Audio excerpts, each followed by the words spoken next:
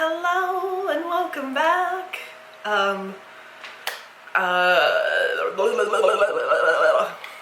Sorry, I needed to get that out of my system.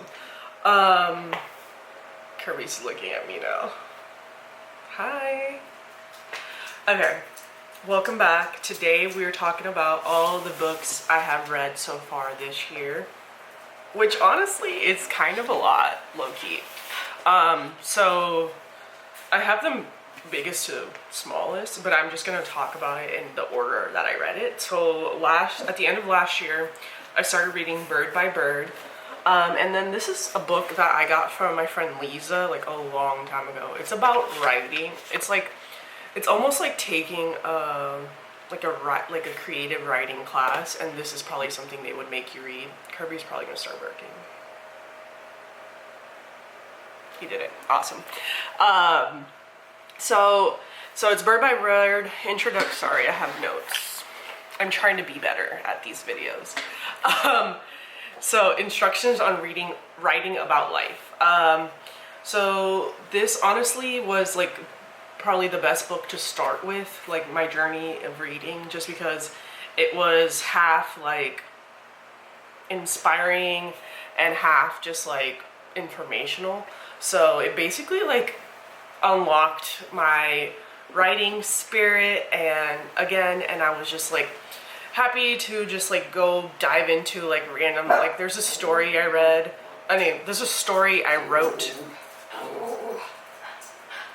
His ops are outside. Sorry gang, he's gonna start barking. Oh, he just went to the room. Okay. So I wrote this story when I was in middle school, and then I refined it in high school, and I let all my cousins read it. Like, if you're my cousin watching this, you know what I'm talking about. And this book made me want to like go back and just look at that, because I was passionate about that story for like years and years and years. And so I went and like I wrote kind of like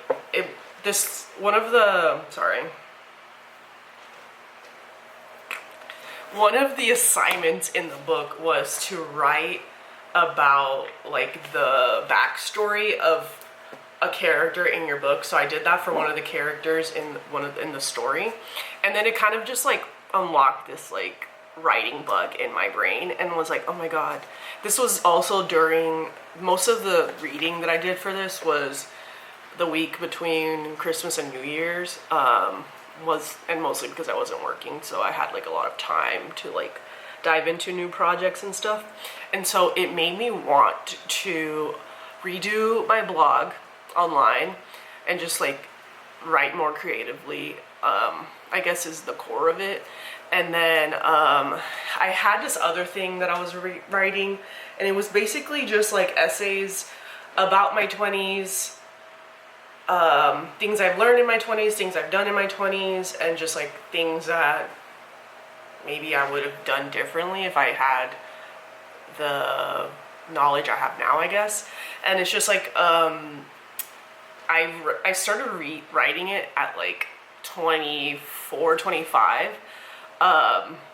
Maybe before that. It was right after college, so 22 when I was starting to write that. And it was because I moved out of Alaska, I moved to Washington, and then COVID happened, I moved back to Alaska, and I was just feeling like pretty defeated and feeling like I failed at being an adult, even though it was only like 11 months that I lived by myself. So I decided, I was like, oh, I'm gonna write about adulting because I know everything, and obviously I don't know anything because I'm sitting here at 28, almost 29, still not knowing a thing. So basically, I like this book. Sorry for the long rant. I really liked it, and it just really like unlocked that writing bug that I wanted to get anyways, and that's like one of my goals for this year, is to write more and to, you know, commit to a writing project, and this book really helped me get on that track. And then next is No Holds Barred. So I would give this 5 out of 5. Probably a 4 out of 5 because, I don't know, it's scary to give it a 5 out of 5. I really liked it. I'm not going to give points because I can't with points. And then the next book I read was No Holds Barred, A Dual Manifesto of Sexual Exploration and Power. And then this is by Mandii B and Weezy, WTF. They have a podcast called Decisions. It used to be Horrible Decisions, horror as in WHORE. And it's mostly just like the podcast used to be about like sex and kinks and all that stuff. And it was just like, I didn't like grow up in a household where people are like talking about their sex lives. Like, you just have sex after you get married and you have babies, and no one really talks about how it works or when you do it or whatever. Like, those conversations weren't really had around me as I was growing up. And so as I've been maturing in my life, I've been like listening to more informational things and also like entertainment, as in this podcast. I started listening to this podcast like a long time ago, like when I was in Washington, I think it was. And they're just funny. It's like funny. It's cute. It's interesting to hear stories and like learn about fucking having safe sex. So this book was kind of memoir, kind of what would you call it?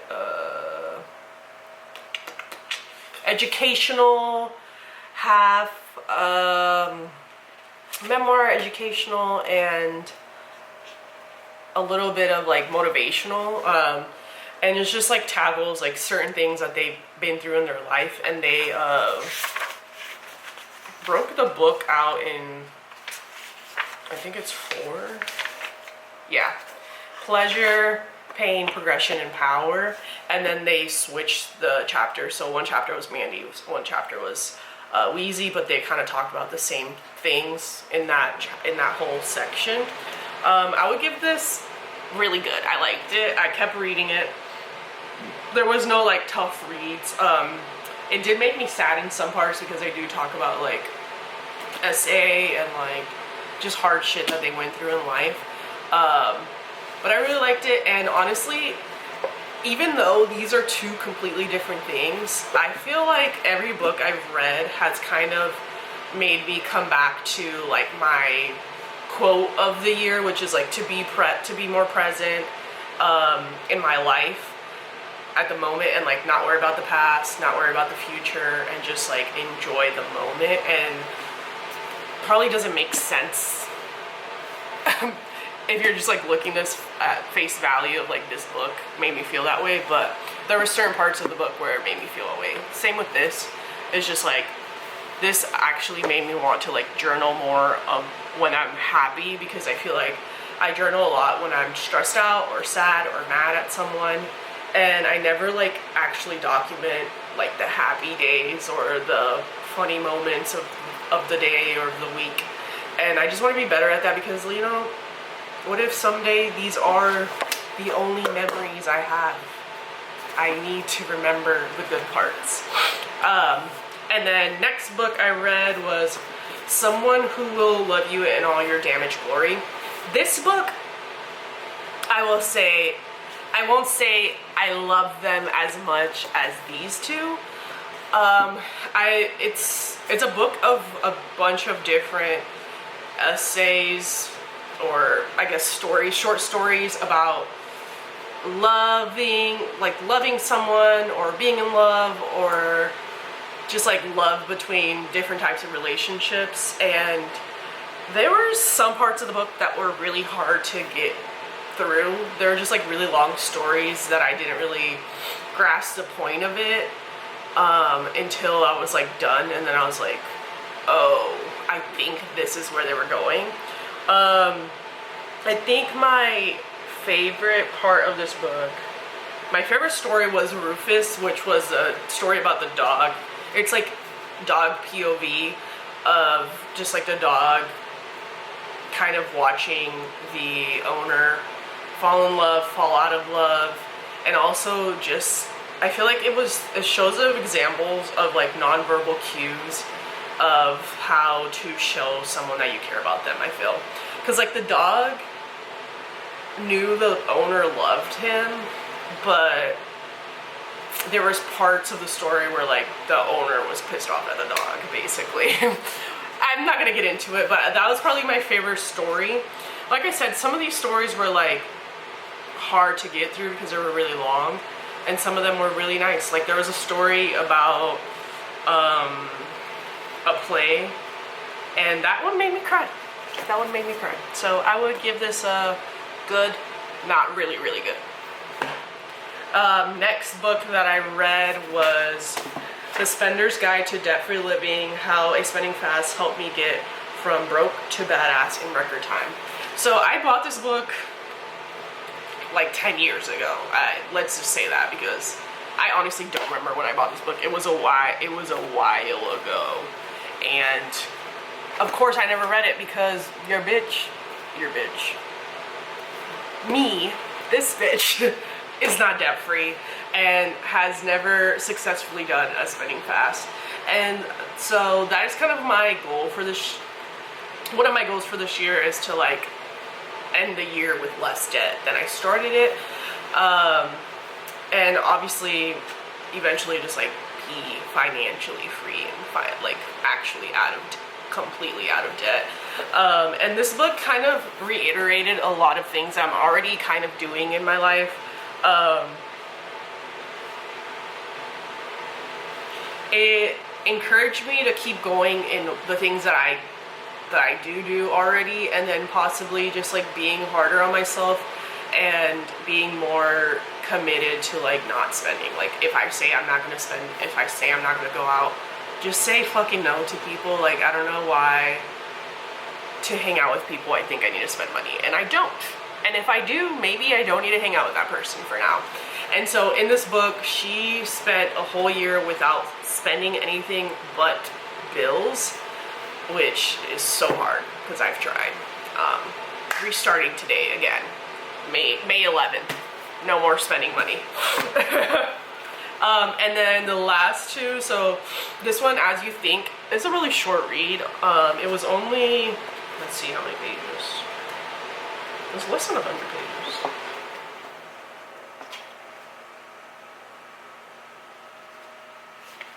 Sorry, I just read something that scared me. It's 88 pages, right? Yeah, 88 pages. I kind of just randomly picked this up. My family was visiting and they wanted to go to the pool, and I don't really swim or go to pools that often, so I decided to bring this to the pool and start reading it, and then I was like, well, I need to finish it. And it's basically just a book about, let me just read my notes so I don't misquote it. The book is about self-improvement by the way of your mind. Recognizing even when you think everything happens to you, just happens to you, actually have the power of your thoughts to turn things around for the better. I should probably put this in practice, is what I wrote to myself. That's hilarious. I don't know why I just reread my notes to myself out loud. But basically, yeah, so like it's really about changing your mindset and realizing like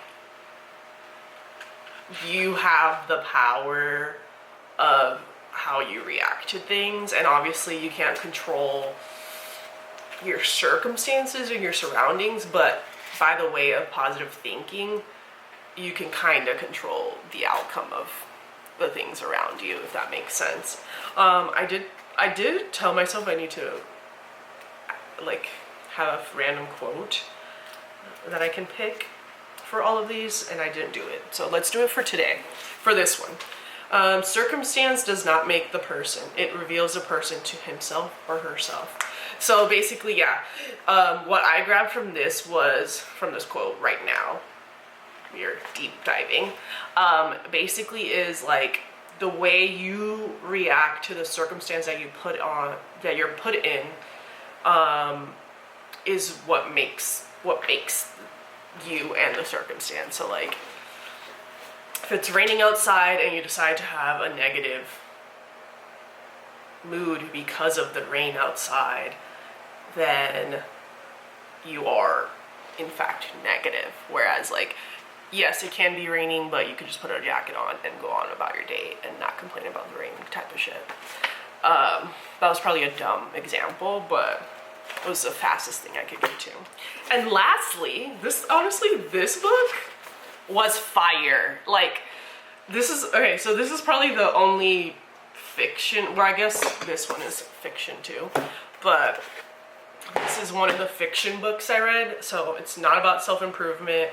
It's just a story about a girl, her family, and her mom. And so it's called Mamey, and it's by Anny, Caba. I bought this on TikTok, so if you speak Spanish, and if you're Dominican for most specifically, definitely recommend you read this book. If you know me and you want to read this, let me know. In first person to tell me, I will mail them the book, as long as you give it back, because I really hate giving books out and then they don't come back to me, which obviously I already read this, so why would it need to come back to me? I don't know, I just want it. But basically this book, let me just read what's back here, because I don't know if I'm giving away what the plot is. Okay, so Mamey. When Dena's mother Gloria passes, she must return to La República Dominicana for La Novena, 9 days of prayer dedicated to the deceased. At the funeral, a mysterious event hints at a long-buried secret. With the help of a handsome campesino, Dena begins to reconnect with her breathtaking motherland and uncover Gloria's enigmatic past. So I feel like my favorite part of the story, and like why I started just reading so many pages, is because it goes from daughter POV in like present time to mom POV in the past. So as the daughter is like finding out more and more about the mom, we're finding out more and more about the mom from the mom's point of view, but the daughter doesn't know these things yet, and it's like, OMG, she's so close, but she's not. And it is actually so interesting. At first, I was getting a little frustrated with the Spanglish part of it, because for the most part, the story is written in English, but then mostly probably all of the dialogue is the one that's in Spanish. And it was like kind of throwing me off, because I don't really speak in Spanglish, I guess. The only people I talk to in Spanish are my parents mostly, and like here and there other people in my family, but I mostly, if I'm talking in Spanish, I just talk in Spanish, and if I'm talking in English, I just talk in English. And so it was kind of throwing me off to go back and forth from English to Spanish, and I was like, bro, just pick a language, I don't know. But I'm not, you know what, I'm not gonna hate on a fucking author, because at least she got it published. I have tons of things I've written and I don't share with people, so I think she killed it. I think this is a good story. It's very interesting. There's a plot twist at the end. I literally was reading this and had to like skip the mom chapter and go to the daughter chapter, because I was like, I really need to know if this really happened or if she's tripping. So it's just like very engaging and like fun. And it honestly, like, the funny thing is, like, at the same time, like a few weeks ago, my dad asked me to help him make like a family tree for like him and his siblings, of like grandparents, aunts and uncles, and then all the cousins and the kids of the cousins. And first of all, didn't realize my dad's family was that huge. Second, it really just like started making me think, not the family tree, but like this book, it just started making me think like all the things that my parents went through before I was born that I don't know about. And it just like made me more interested in like learning about them before something like this happens, where now her mom is dead and like she doesn't know everything about her mom's like upbringing and like certain things that end up being very important nobody knows about, because there are like secrets that her mom kept and stuff like that. So I think it just made me want to ask more questions and want to know more about like things my parents did. I don't know. How did they meet? I would love to know that. I would love to know that. How did they meet? And how did it feel? But yeah, these are the books I've read so far this year. So we have 1, 2, 3, 4, 5, 6 books down. And it's only May 11th. And we're already reading another book. And this one is The 7 Habits of Highly Effective People, Powerful Lessons in Personal Change by Stephen R. Covey. So far, so good. I read this book, I believe, in college, and I'm just kind of rereading it, and I'm kind of glad that I'm rereading it now, but we will get into this at a different story, in a different video. But yeah, this is my what have I been reading show and tell. I hope you enjoy. I hope you enjoy.